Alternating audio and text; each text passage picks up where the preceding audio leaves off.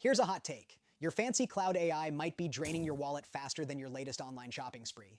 Yeah, those cloud LLMs are like that instant ramen. Quick, easy, and tasty at first, but don't expect them to be budget friendly if you keep eating them every day. Cloud models are great when you want cutting-edge AI without setting up any hardware circus at your place. Instant access, scale like crazy, and zero infrastructure headaches.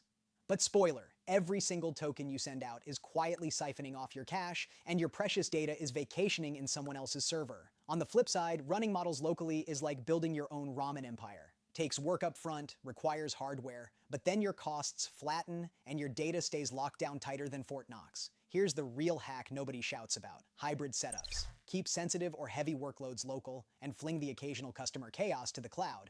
Boom! Costs drop without killing quality. So what's your AI budget bleed looking like? Are you still throwing cash at big cloud like it's the future? Or is it time to build your own ramen kingdom?